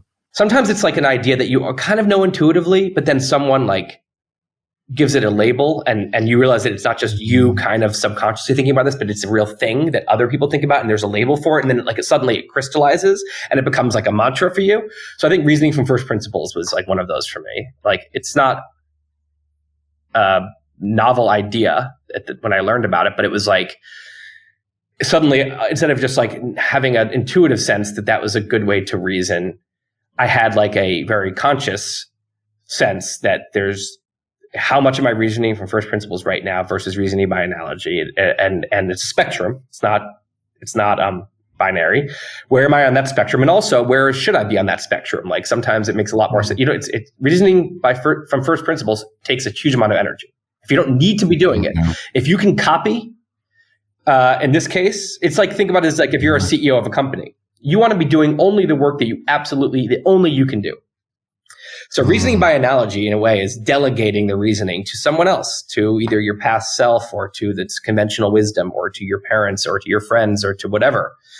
And saying, they think this is good or right, and so it must be good or right. Or this is how it seems cool to be, or what the best place to travel is. They say that. So rather than having to like step back and be like, but what really is travel? What is the best place? Just to say this, these people say this place is good, so I'm just going to go there on my vacation. And I spent 10 seconds thinking about it instead of 2 days digging into the meaning of travel. So, I think it became a whole framework in my head that I think is super useful. And also it's a superpower when you realize that reasoning from first principles does not require genius. It doesn't require a crazy amount of talent. It requires a certain kind of epiphany about the unimpressiveness of conventional wisdom and the wrongness and the oldness of conventional wisdom, and to realize that you're a smart person kind of individually reasoning based on what they see is more often than not going to actually be smarter than conventional wisdom. And that's this epiphany. Steve Jobs has talked about this epiphany that changed his life. He never saw it. It's like, it's not an epiphany about how smart you are. It's an epiphany that like these things that we assume are so much smarter than us are actually kind of dumb. So therefore anyone can just kind of go and change the world if you want to think that way. So it's a long topic, but like this one that was a big one, I think, for me creatively and just how I live my life. Yeah, that is a very mind-changing idea. Kaziba Honda said, I'm a longtime supporter of Wait But Why and loved him. But I was disappointed that Lex Friedman didn't push back harder on bad outcomes. What could go wrong with MBIs? Is it a good idea to have Mars be settled by corporations? Money incentives always find a way to ruin things. I thought that was an interesting sort of question. Yeah, no, there's certainly lots of possible bad outcomes with any future tech. I mean, the good outcomes are mind-blowingly awesome, and the bad outcomes are like existentially awful. I mean, that's how it works. Like that's why this is why I'm writing about politics right now, is because I'm like, we need to have our wits about us as a society. We can't be like devolving right now. Like the stakes are getting higher and higher every decade that goes by as our tech gets better and better. The stakes are getting both the good, what we could lose, and also like how bad things could get. Like we get cocky when our parents have only lived in a nice world without, too much hardship.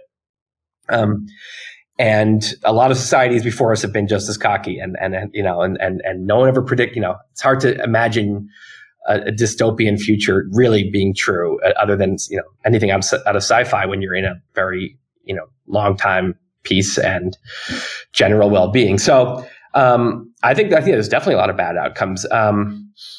The MBIs, brain machine or BMI, brain machine interfaces.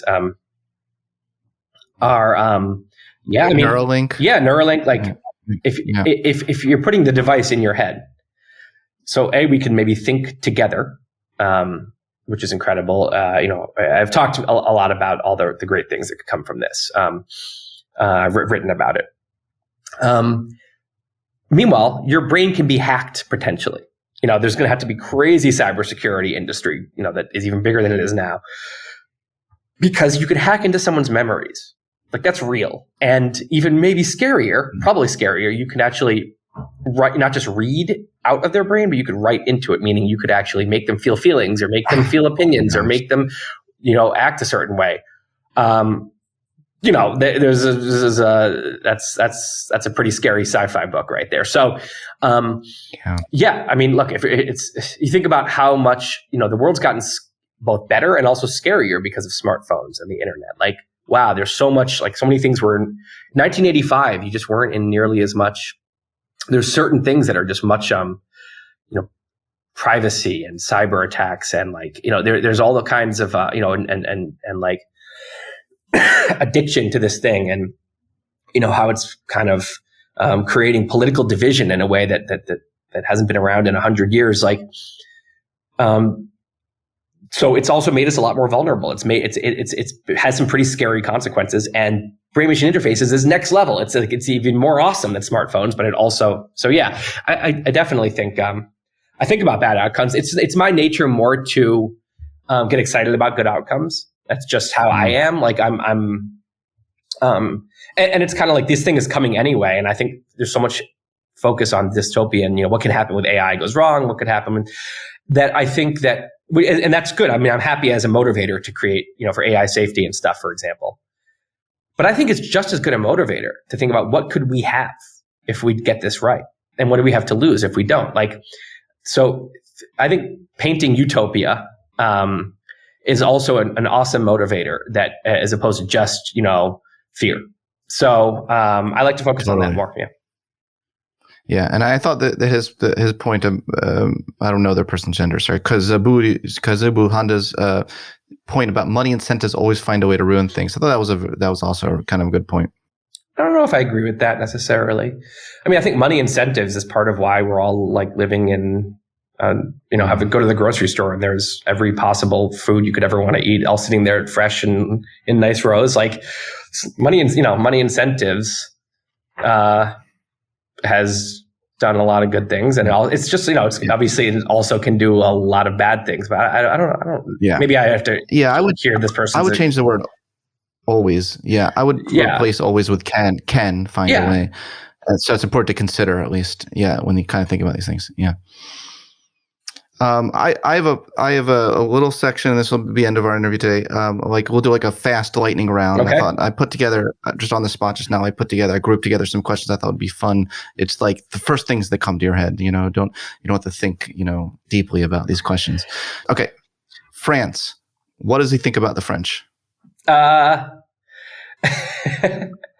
kind of assume that they hate me because I think French people is hating Americans, but that's probably not really fair. And I think that, I think they're judging me. That's what I think. Okay. Favorite song when he was 10 years old? Piano Man, maybe. Yes. Some Beatles song. I don't know. If he were to write a children's book, what message would he want to share? That the really hard things in life is managing what's going on in your own head, and that's okay because everyone has that challenge, but that the outside world is actually is a breeze if you can get really good at managing what's going on in your own head. Maybe you should write a children's book someday. That could be fun. Yeah, mental health book. What is so important? I mean, that would be super important. What is his favorite Marvel superhero? Who is his favorite villain? Not too much of a Marvel guy. I like the magical ones. Like Superman's magical. Spider-Man's kind of like a one-trick pony. Batman's not magical. He just has ropes and stuff. And same with Iron Man. He just has a suit. So I'd go Superman. Villain. I mean, I guess Penguin's kind of funny. He's like an old short Jew who's like devious. I kind of like him. Like a neurotic. Yeah. Jew. He's like kind of like a hilarious. I kind of want to like hang with him and like start like a devious company with him. Yeah. Thoughts on psychedelics? I love psychedelics. I love microdosing. I think it's like a little spruce to your creativity. And without you being high at all or tripping at all, because then you're not microdosing. Yeah. And I like macrodosing. I think it's not very often, but I think it's incredibly powerful, super fun, and can actually change your life. Like,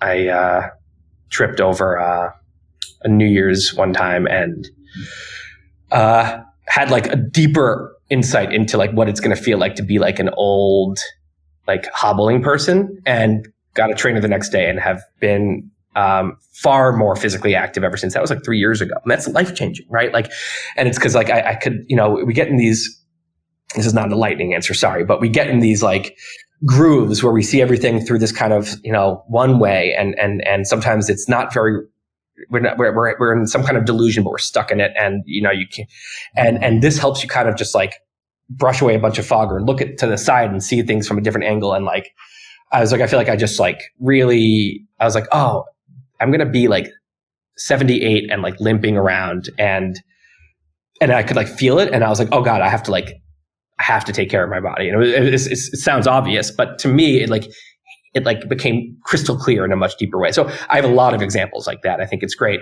I wouldn't like brashly advise people to all just do it. I think it's something you should learn a lot about, and that you should make sure you're doing in the right setting, and that you make sure you're doing with the right people and in the right time in your life.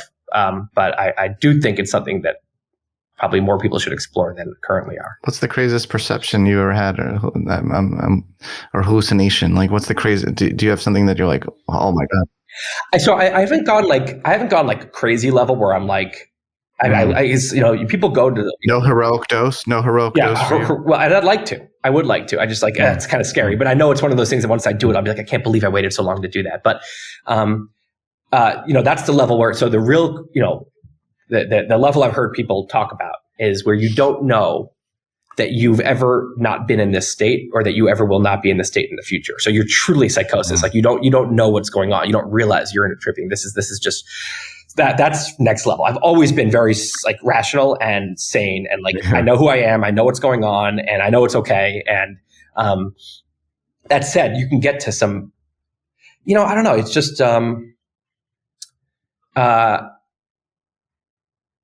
I mean, it's also been great for my marriage.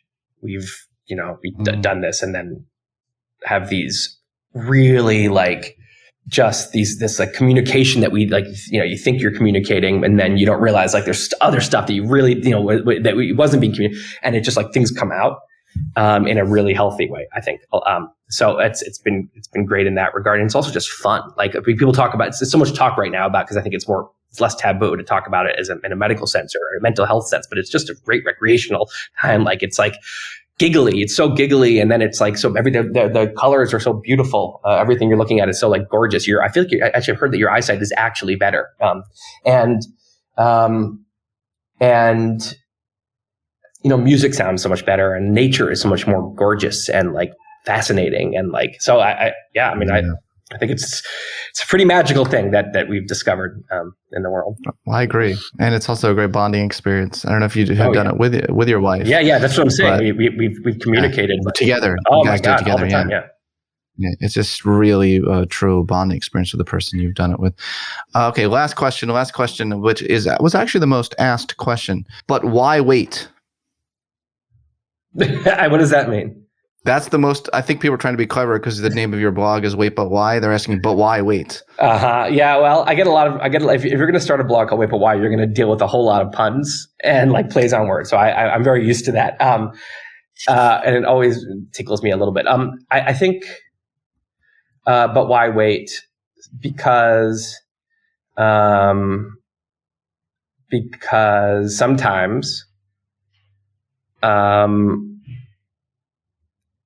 it's only when you wait that you can process what's going on in a way that helps you then figure out what you want to do next. Nice. Nice. If they're going to ask a question like that, they're going to get a silly answer. Know. Yeah. I like it. It wasn't silly. It's so important for people to hear that message actually these days. Tim, thank you so much for coming back on my psychology podcast all these years later and for another epic interview. Yeah, man. Anytime. Thanks for listening to this episode of the Psychology Podcast. If you'd like to react in some way to something you heard, I encourage you to join in the discussion at thepsychologypodcast.com or on our YouTube page, The Psychology Podcast. We also put up some videos of some episodes on our YouTube page as well, so you'll want to check that out. Thanks for being such a great supporter of the show, and tune in next time for more on the mind, brain, behavior, and creativity.